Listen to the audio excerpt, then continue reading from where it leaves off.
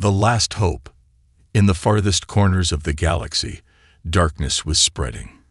It was not a darkness of space, but a wave of destruction, one that no one had ever seen before. The stars, once bright and full of life, were now flickering out, one by one. Alien civilizations that had once thrived now faced the end.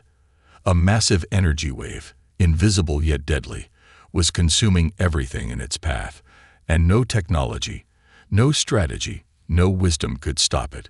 Planets were being ripped apart, and their inhabitants, helpless, watched as their worlds crumbled. Desperation was in the air, and with each passing day, hope seemed to fade. The greatest minds of the galaxy, once full of confidence, were now reduced to mere shadows of their former selves. The galaxy's leaders, from the peaceful Illyrians to the warlike Zargothians, gathered in secret, hoping for a miracle. But no plan they devised worked. The energy wave was too powerful, too unpredictable.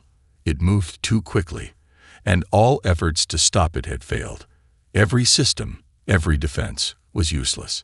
At the center of it all, a council of alien leaders sat around a large table, their faces grim.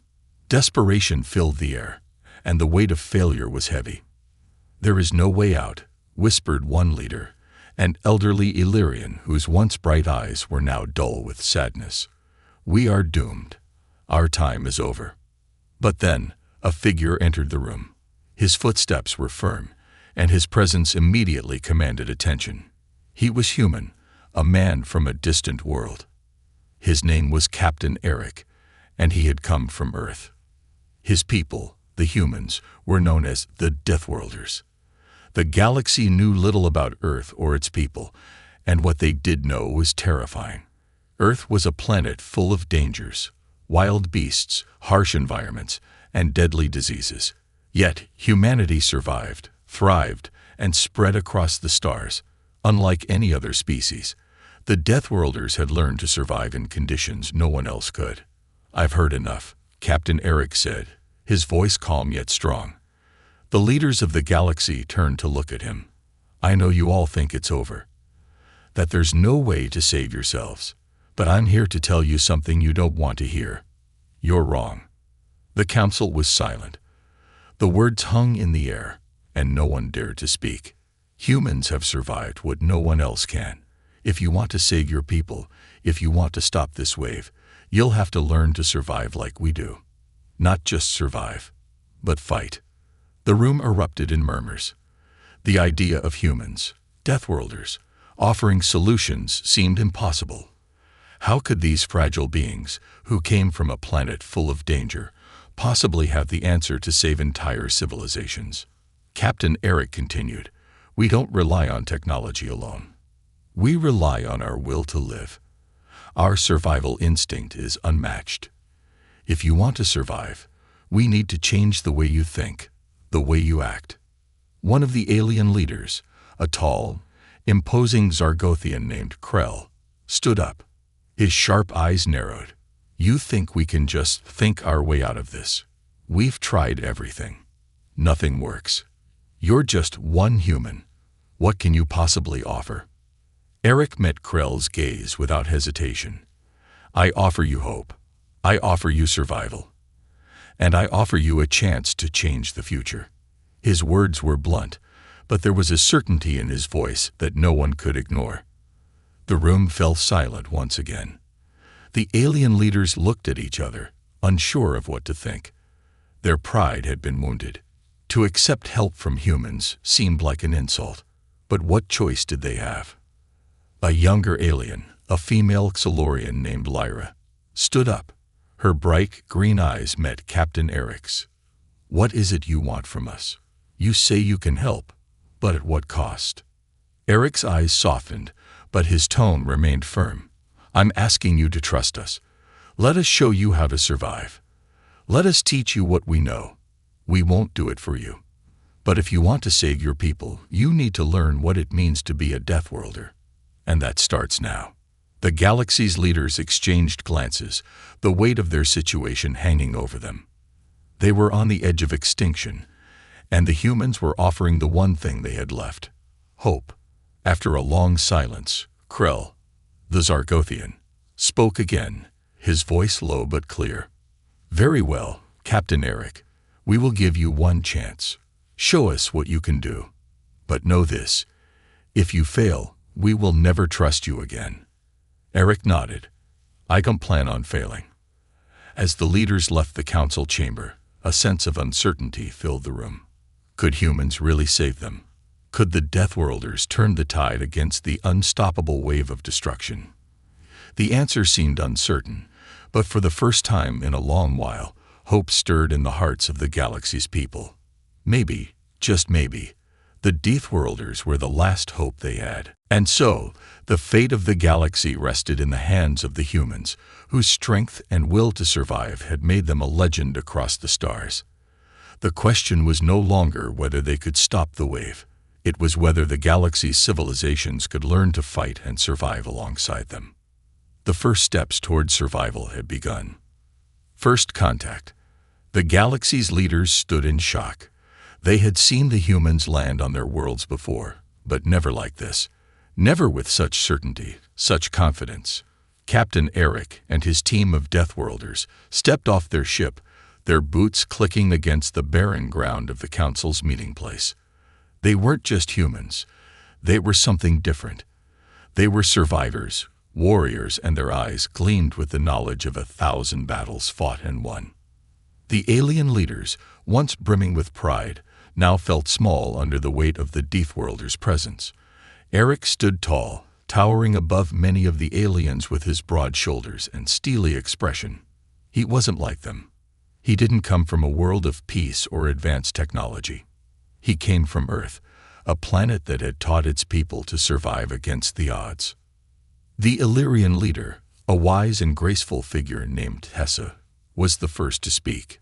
She had seen many things in her long life, but never anything like this. You're not like us," she said, her voice trembling just slightly. "Your kind, your way of life. It's unlike anything we've known." Eric's gaze was steady, his face unmoved. "That's exactly why we're here. You've lived in comfort for too long. But now, the universe doesn't care about comfort. It cares about survival."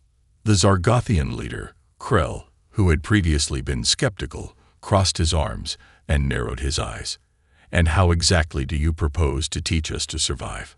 Our technology is centuries ahead of yours. We control the stars. We can destroy entire fleets with a single command. How can your people, weak and frail, even hope to stand against this force?" Eric's lips curled into a faint smile, but there was no humor in it. "It's not your technology that will save you, Krell. It's your will to survive, your instinct. What you've forgotten is that survival isn't just about power, it's about adaptability. It's about using your mind, your strength, your courage. It's about fighting when everything tells you to give up." The alien leaders exchanged glances. Some were hesitant, others intrigued. Lyra, the young Solorian who had spoken up before, took a step forward. She was quick-witted and clever, but she had never been forced to fight for survival the way humans had. "You talk about survival, but our worlds are falling apart. The wave of destruction. We've tried everything. Every weapon, every defense. There's nothing left. You can't possibly be telling us we can survive by simply fighting." Eric's eyes darkened as he nodded solemnly. "You can survive, but it won't be easy. The wave is coming for all of you, not just your technology. It's not a war. It's a test of everything you've ever known. You'll need to change everything. The way you think, the way you fight, the way you survive. If you don't, if you keep relying on your old ways, you'll die. And the wave won't stop at just your worlds. It will consume everything. But if you're willing to adapt, to learn how to survive like we do, then you can save us," Lyra finished, her voice quieter now. It was clear she was beginning to understand. The humans weren't offering a quick fix. They were offering a transformation, a complete shift in the way the galaxy's civilizations viewed their survival. Eric turned to the other leaders. But we're not here to do this for you. You have to want it. You have to want to survive, even when the odds are impossible. If you're not willing to make that change, then there's no point in us even trying." There was a tense silence. The leaders of the galaxy had always prided themselves on their intelligence, their power, and their technology. But now, for the first time, they faced a challenge that none of their strengths could overcome. They had reached the limits of what they knew. The wave of destruction was something new, something beyond their understanding, and it was coming for them. Tessa, the Illyrian, finally spoke. "We are willing to learn. Tell us what we must do." Eric nodded slowly.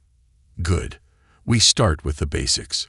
You've spent so long relying on your technology to solve your problems, but you've forgotten how to fight. I'll show you how to survive, how to face the dangers head-on, and come out alive. You'll be trained in the ways of the Deathworlders. Learn to adapt, learn to fight, and learn to never give up." The council hall was filled with murmurs of disbelief and curiosity.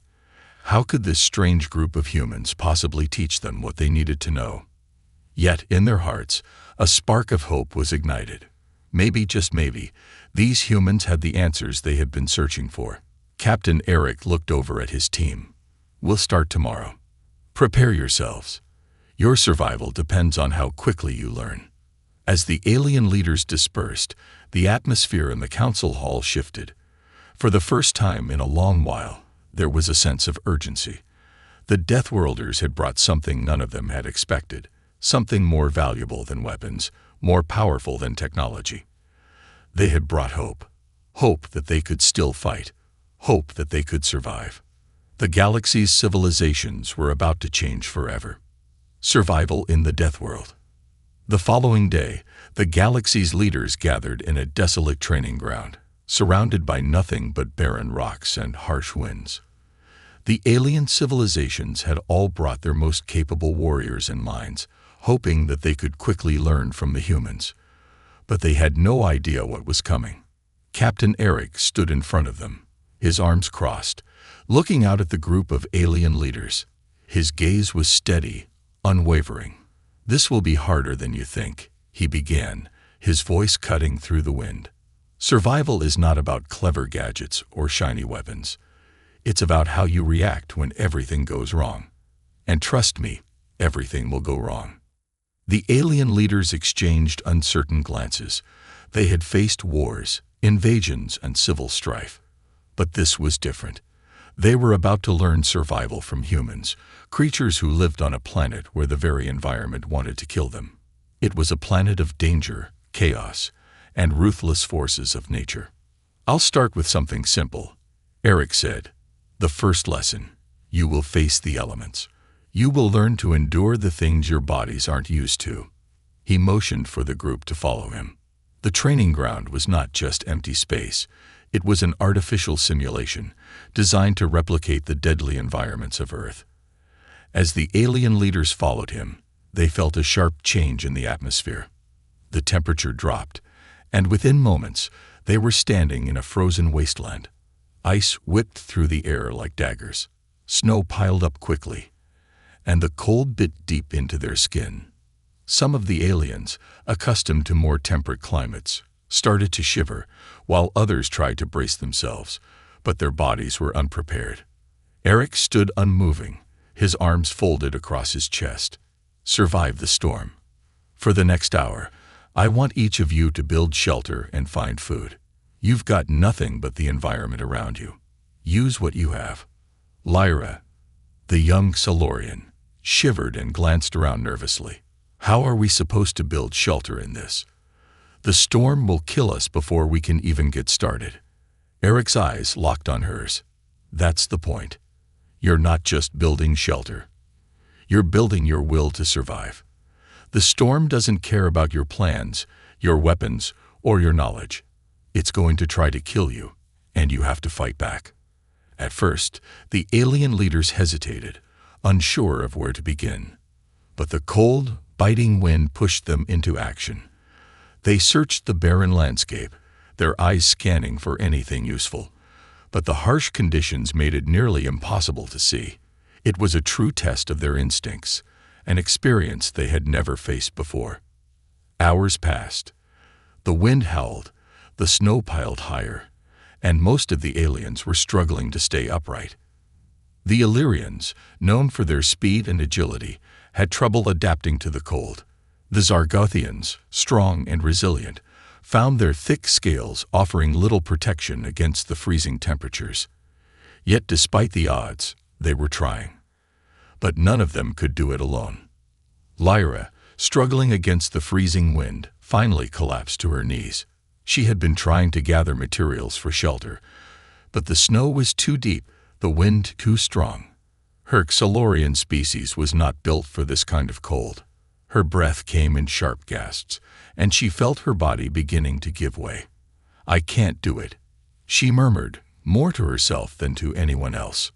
Just then, she felt a presence beside her. Captain Eric was there, his face determined, but his gaze softening as he saw her struggle. Without saying a word, he knelt beside her and began to work. He didn't offer any advice or promises. He simply worked. He found a fallen tree trunk half buried in the snow. He used his knife to cut it into pieces, his movements precise and practiced. It was clear he had done this 1,000 times before. He didn't need to be told how to survive. He just did. Lyra, exhausted and freezing, stared at him in awe. How do you know what to do?" Eric paused, wiping the sweat from his brow despite the cold. "Because I'd had no other choice but to survive," he said simply.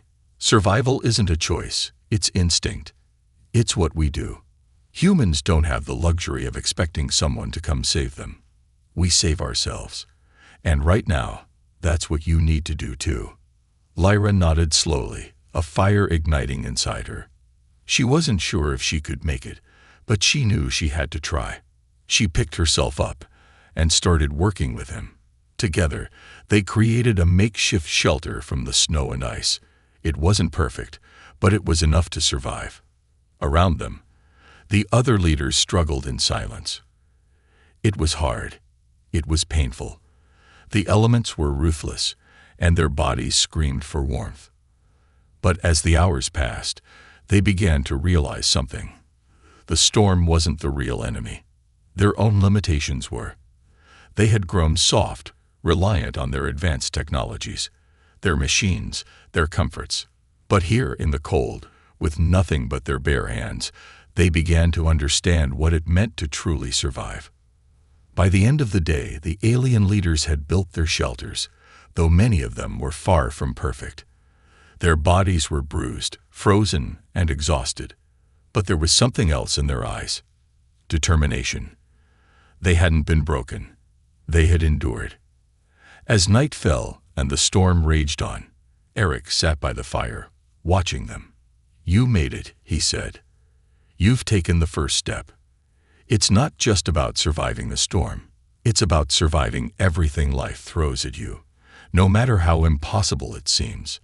Lyra, her face pale from the cold, but her eyes alight with understanding, nodded. "We've only just begun." Captain Eric smiled, though it was a rare sight. "This is just the beginning. Surviving Earth's dangers will be nothing compared to what you're about to face. But if you can survive here, you can survive anything."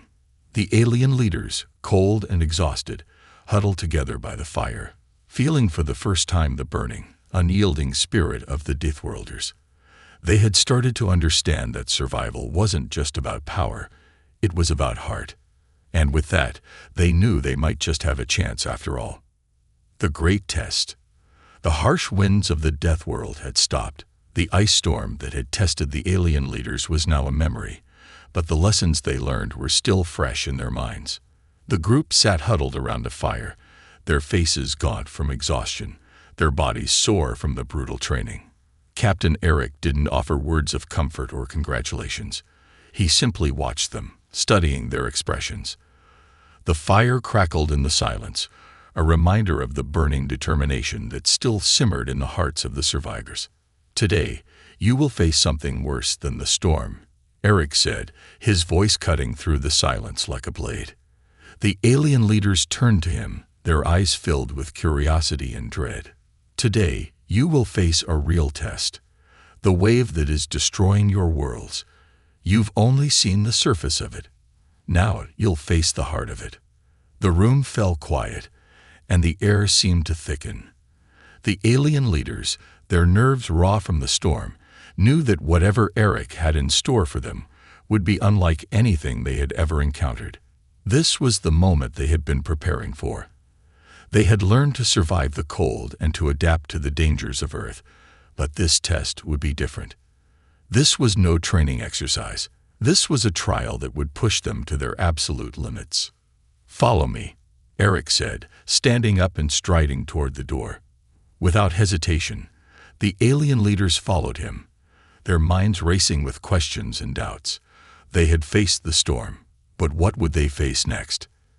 They traveled for hours across barren terrain, where the air was thick with the scent of burned metal, and the earth seemed to have been scared by some unknown force. The ground was cracked, as if something had torn through it, leaving a vast wasteland in its wake. Captain Eric led them to the edge of a massive canyon, its jagged rocks towering high above them. At the bottom, a river of molten lava flowed, sending waves of heat rising into the air. "This is where it begins," Eric said, his voice steady. "This is the heart of the wave, the core of the destruction that is sweeping across your galaxy." The alien leaders stared into the canyon, their eyes wide with disbelief. This was no ordinary disaster. It was a force of nature unlike anything they had ever encountered, and it was spreading. "What do you expect us to do?" Krell, the Zargothian, growled. His deep voice rumbled like thunder. "We don't have the power to stop this. No one can." Eric turned to face him, his expression unwavering. "You're right. You don't have the power to stop it. Not alone. But that's why you're here. You're going to learn how to fight back, not with your strength, but with your mind, your instincts, and your ability to adapt. The wave is only as powerful as you allow it to be." He gestured to the canyon. "Your test is simple. You'll enter the canyon, navigate through the dangerous terrain, and reach the core at the bottom. Along the way, you'll face obstacles, each one harder than the last. You'll have to rely on everything you've learned so far to survive." There was a murmur of disbelief among the group. The canyon was deep, and the molten lava below it posed an unimaginable danger. Yet something in Eric's words ignited a spark within them. They had come this far. They couldn't back down now. "We'll go together," Eric said. "But make no mistake, this is your test. Your survival depends on how well you adapt. The canyon won't care if you're a leader, a warrior, or a scholar. It won't care if you're an Illyrian, a Zargothian, or a Xalorian. It will only care about one thing, whether you can survive." The group stood at the edge of the canyon, their gazes fixed on the fiery river below. Some of the aliens were already doubting themselves. The Zargothian, Krell, flexed his powerful muscles, clearly frustrated. "This is madness. There's no way we'll make it." "Then stay behind," Eric said flatly. "But I won't stop." With that, Eric leaped from the edge, landing on a narrow rock ledge below. The alien leaders hesitated for only a moment before following him, one by one. The sound of their footsteps echoed off the canyon walls, their hearts pounding in their chests. They had trained in the freezing cold. They had learned to work together. But this was a new challenge, a trial of their will, their unity, and their ability to think under pressure. As they descended into the canyon, the temperature rose dramatically. Sweat began to bead on their foreheads, and the air grew thick with the stench of sulfur. The molten lava below sent a constant heat wave that made it hard to breathe. But they pushed on, driven by the knowledge that this was their only chance. Each step brought them closer to the core, but also closer to the point of no return. The first obstacle came quickly, a massive rock slide that blocked their path. The aliens stared at the pile of jagged rocks, trying to figure out how to move past it. Some of them began to panic, their thoughts racing. But Captain Eric was calm, his eyes scanning the area. He saw a narrow passage on the side of the slide, hidden by the rocks. "This way," he called, his voice steady. It was a tight squeeze, but they all managed to climb through, their bodies scraping against the rough stone. As they emerged on the other side, they found themselves standing on a thin ledge, high above the molten river. Below them, the lava churned like an angry beast, ready to consume anything that came too close. "We move fast. Stay close," Eric instructed. His tone was sharp, but there was no fear in it, only purpose. The next challenge came when they reached a vast chasm, a rift in the canyon floor. The gap was too wide to jump, and the only way across was a series of unstable rocks, suspended over the molten river. It seemed impossible. The Zargothians, with their strong legs, leaped first, but the others hesitated. One by one, the alien leaders followed, each step a careful calculation, each movement an exercise in trust and survival. Halfway across, the rocks began to tremble. One of them, unstable and crumbling, broke loose and began to fall. Lyra, the young Solorian, screamed as she reached for it. But Eric was there, grabbing her arm just in time. He pulled her to safety with a strength that was surprising for someone so seemingly frail. "Keep moving," he ordered. "There's no time to stop." They reached the bottom of the canyon, their bodies bruised, their minds exhausted. But they had made it. As they stood before the core, they realized the lesson was clear. The wave that threatened their worlds was not an unbeatable enemy. It was an obstacle, just like the canyon, just like the rocks and the lava. It could be defeated, but only if they worked together, adapted, and never gave up. Eric turned to them, a look of approval in his eyes. "You've passed the test, but remember, this is just the beginning. The real challenge is learning to fight like this every day, against every enemy, no matter how impossible the odds." The alien leaders, battered and bruised, nodded in understanding. They had faced the greatest test of their lives, and had survived. The heart of darkness. The canyon had been nothing compared to what lay ahead. After surviving the brutal tests of the canyon, the alien leaders and Captain Eric made their way to the final destination, the heart of the wave's destructive force. For days, they had journeyed across treacherous terrain, crossing rivers of molten rock, climbing craggy mountains, and braving unforgiving storms.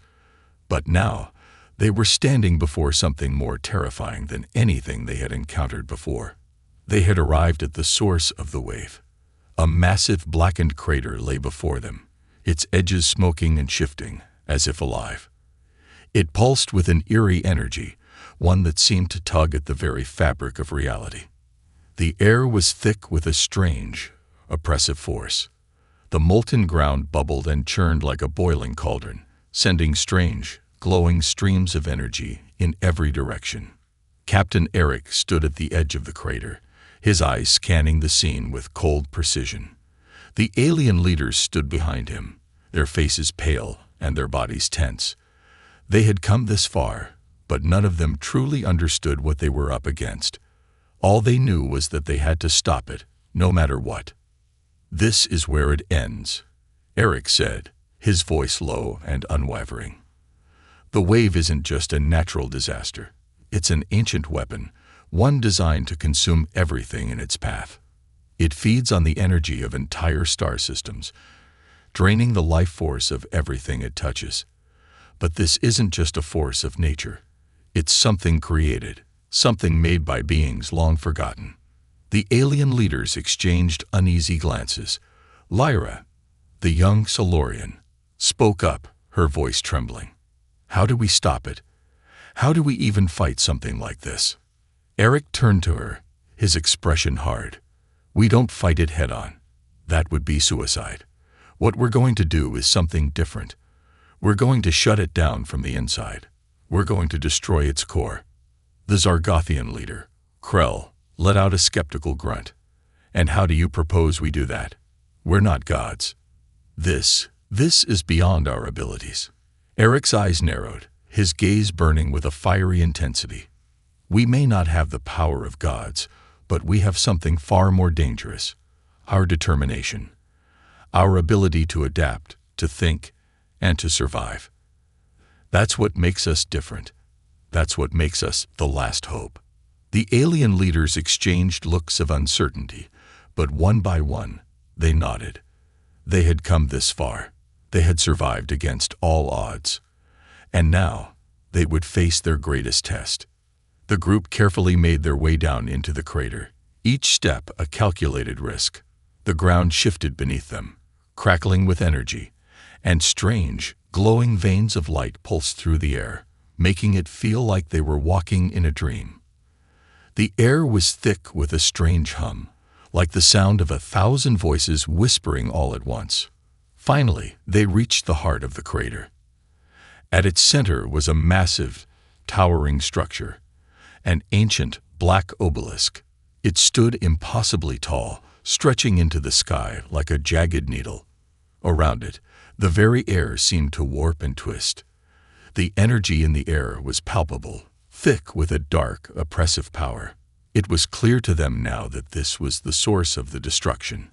The obelisk was not just a structure, it was a weapon. Eric stepped forward, his eyes locked on the obelisk. This is it. This is where the wave begins. If we don't destroy it, the galaxy will fall. All of your worlds, all of your people, will be gone. Krell growled, his massive frame tensed with barely contained rage. Then let's do it. Let's destroy this thing. Eric nodded. We have to be careful. This isn't just a simple machine. It's alive. We'll need to destroy the core without triggering the full force of the wave. One wrong move, and everything could be lost. The group began to move around the obelisk, scanning for weaknesses, looking for any way to disable it. The energy surrounding it was so powerful that it made their heads spin, and the closer they got, the more their bodies felt drained. It was like the obelisk was feeding off their very strength. This thing is draining us, Lyra said, her voice strained. We can't get close enough. Eric looked up at the obelisk, his face grim. Then we'll have to fight through it. There's no turning back now. They were close, so close to the core. But the closer they got, the more the energy seemed to intensify. It was as if the obelisk was fighting back, pushing them away, pulling at their very essence. Captain Eric's heart raced, but he didn't stop. He had trained for this. He had survived countless battles, countless dangers. He wouldn't back down now. Suddenly, the ground beneath them trembled. The obelisk began to glow, the energy around it spiking wildly. Eric's eyes widened. It's reacting. It knows we're here. Without warning, a wave of energy shot out from the obelisk, knocking them all off their feet. The alien leaders scrambled to regain their balance, their bodies shaken by the blast. The air crackled with static, and a low guttural hum echoed through the crater. Krell roared in anger, his muscles bulging as he charged toward the obelisk, his claws outstretched. But Eric held him back. No, don't rush in like that, he shouted. It was too late. The Zargothian's charge sent another pulse of energy from the obelisk, this time far more intense. The force sent Krell tumbling backward, slamming into the ground with a deafening crash. His body lay motionless, and the group rushed to his side, fear flooding their hearts. Eric kneeled beside him, checking for signs of life. He's alive, but barely. We need to move quickly. But it was clear that the obelisk had grown even more powerful. It was feeding off their fear, their pain. And the wave of destruction that was sweeping across the galaxy had just intensified. We have no choice now, Eric said, standing up. We're going to have to destroy it before it destroys us all. Are you ready? The alien leaders, battered and bruised, nodded. Their eyes were filled with determination, no longer just a fight for their own survival, but for the future of the galaxy. They knew what they had to do. It wasn't about strength. It wasn't about technology. It was about the will to survive. And that, they had learned, was something that no weapon, no force, could ever defeat. The turning point.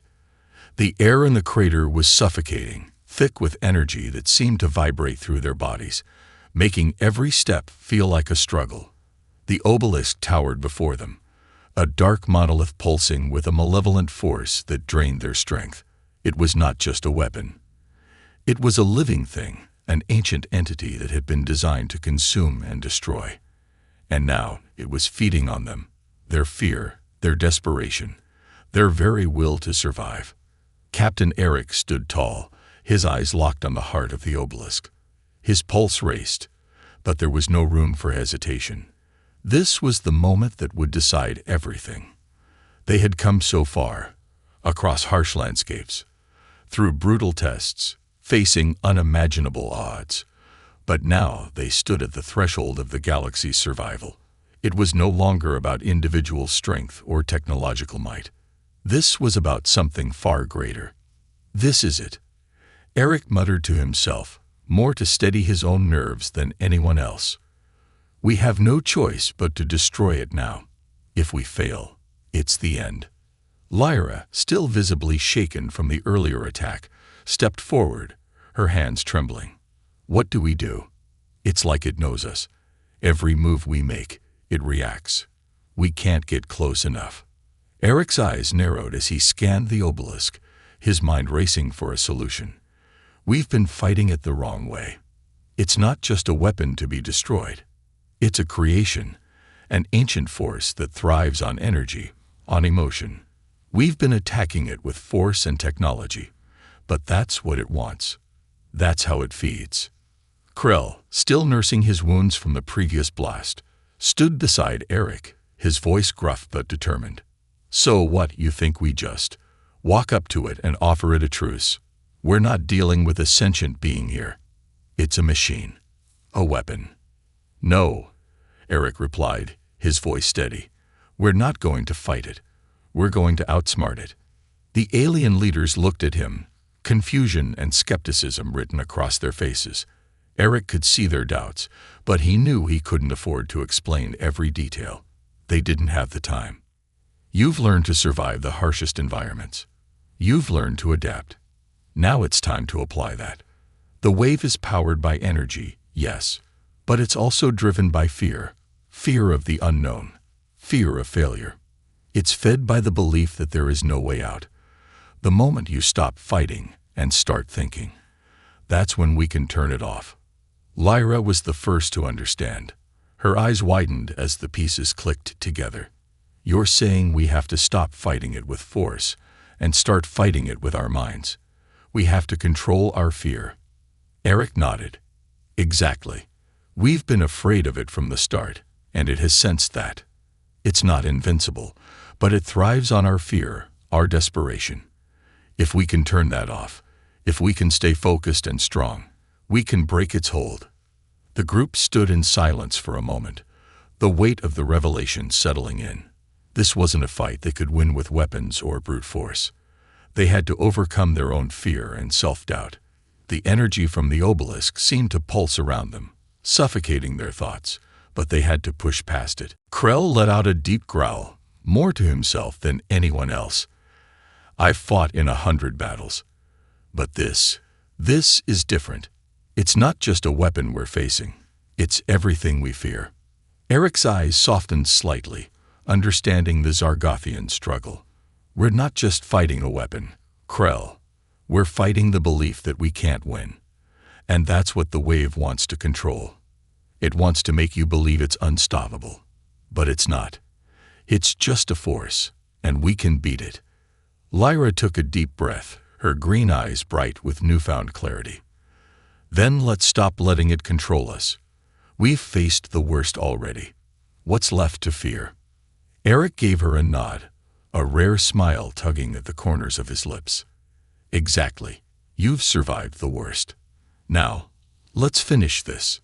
The group began to move forward, slowly approaching the obelisk. The air seemed to hum with energy, but this time, they didn't flinch. Each step was deliberate, each movement controlled. They no longer feared the force of the wave. They embraced it, understanding that it was not an enemy to fight, but an obstacle to overcome. As they reached the obelisk, Eric placed a hand on its cold surface, feeling the pulse of energy beneath his fingertips. It was like touching the heart of the universe itself, powerful, raw, and alive. He closed his eyes, focusing his thoughts. He could feel the fear trying to creep in, the doubt, the overwhelming sense of helplessness. But he pushed it aside, concentrating on one thought: survival. "We've faced worse," he whispered under his breath, as if reminding himself. "We've made it through everything, and we're still here." One by one, the alien leaders gathered around him, placing their hands on the obelisk. They had been trained to survive the harshest conditions, but this was different. They weren't just fighting for their own survival anymore. They were fighting for everything they had left: their worlds, their people, and the future of the galaxy. Lyra, her eyes closed in concentration, whispered the words she had never thought she'd say: "I'm not afraid anymore." And as the group stood together, their hands resting on the obelisk, a strange, pulsing light began to emanate from it. The energy around them seemed to shift, the pressure in the air lessening, the oppressive hum beginning to fade. The wave, the force that had been destroying everything, started to lose its power. Captain Eric opened his eyes, his expression one of quiet satisfaction. "It's working." But then, as if on cue, the ground beneath them shook violently. A deafening roar echoed through the crater as the obelisk erupted in a burst of energy, sending shockwaves through the air. The pulse of destruction flared to life, fiercer than before. The group staggered, their grip on the obelisk loosening, but they refused to break. "This is it," Eric shouted above the roar. "We have to finish it now. Hold on." The energy crackled wildly, but now, it was not just a destructive force. It was something they could control. The group focused, fighting through the pain, refusing to let it overwhelm them. Together, they forced their will upon the obelisk, pushing against the tide of energy. And in that moment, they realized something profound. The power of the wave wasn't infinite. It had been driven by fear, by the belief that it was unstoppable. But they had learned something far more powerful: the power of unity, of defiance, and of the will to survive. The obelisk shuddered one final time, and then silence. The energy faded, the oppressive atmosphere lifting. The pulse of the wave was gone. For the first time in what felt like forever, they could breathe again. The victory. The silence that followed the wave's collapse felt like a deep breath after holding it for far too long. The oppressive energy that had filled the air was gone. The ground beneath their feet no longer trembled with the fearsome power of the obelisk. Instead, there was a stillness, a peace that they hadn't felt in what seemed like an eternity. It was as if the universe itself had paused to reflect on what had just occurred. Captain Eric stood before the obelisk, his eyes scanning the now silent landscape. The massive structure that had once pulsed with dark energy was now dim, its surface cold and lifeless. He exhaled, feeling the weight of the battle they had fought and won. "We did it," Eric whispered, though the words felt too small for the enormity of the moment. Behind him, the alien leaders were still catching their breath, their eyes wide in disbelief. Lyra, the young Silurian, stepped forward, her voice filled with a mix of awe and triumph. "It's over. The wave.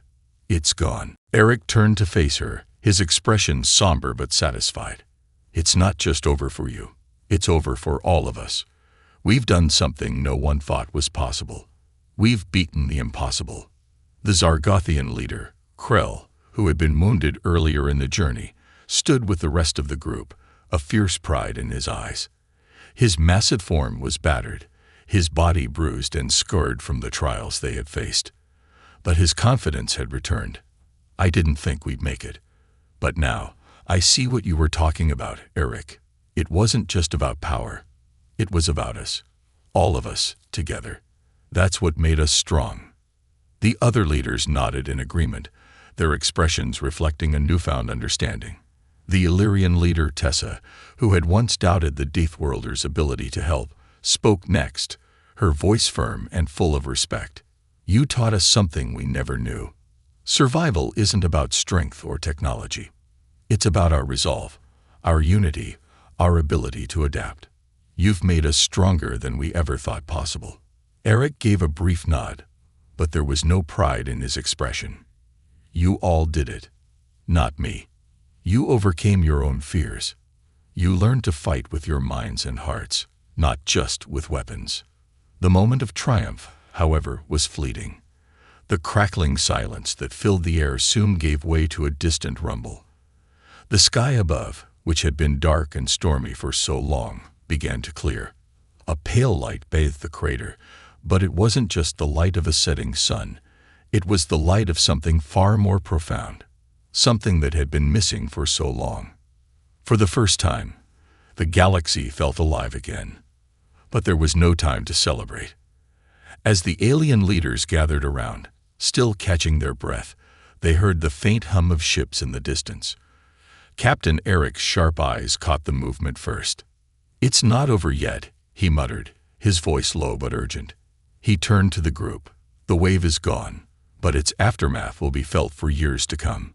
We may have defeated this weapon, but there are still the scars it left behind. The people you've saved will need help. Your planets, they'll need rebuilding." Krell's voice rumbled with resolve. "We'll rebuild. We'll restore what was lost. We will not let this victory go to waste." Eric turned to face him. "It won't be easy. Many will have lost everything. Entire civilizations will need support, aid, and protection. You'll need to work together, every race, every world. The challenge now is not just survival. It's making sure that what you've learned, the strength you found within yourselves, doesn't fade." Tessa, the Illyrian, stepped forward, her voice steady. "We're not just fighting to survive anymore.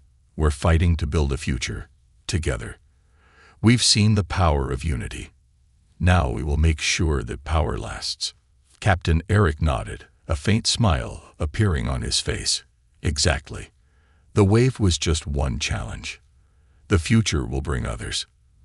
But if you remember what you've learned here, if you remember how to survive, how to adapt, how to come together, nothing will be beyond your reach."